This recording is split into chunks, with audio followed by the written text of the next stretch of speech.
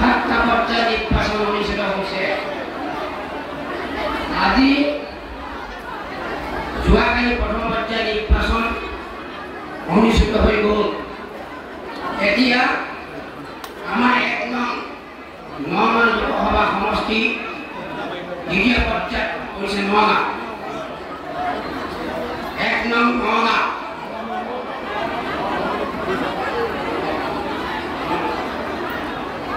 মই ভুল কৈছে মনত ৰাখিবি।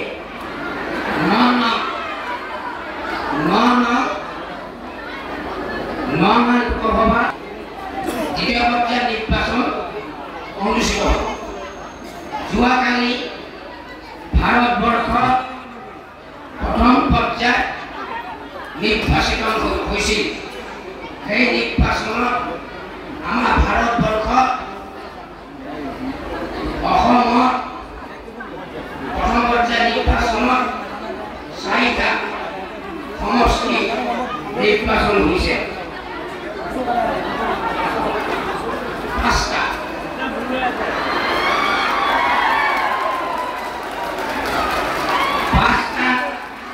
লোকসভা নিৰ্বাচনত আমি অসমে প্ৰথম পৰ্যায়ত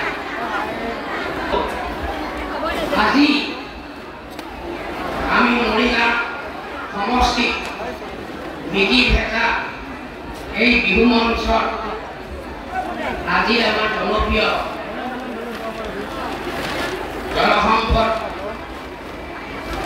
আৰু সংসদ তথ্য প্ৰচাৰক আৰু সংসদীয় মন্ত্ৰী পীযুষ হাজৰিকা আজি মুখ্য অতিথি হিচাপে এই প্ৰচাৰ অভিযানত উপস্থিত হৈছে। ইয়াত উপস্থিত আছে মৰিগাঁও জিলা সমিতি প্ৰবীণ মেধি কামৰীয়া।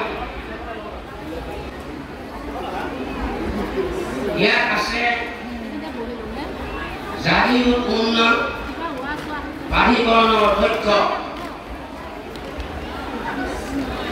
আমাৰ দেও ডাঙৰীয়া।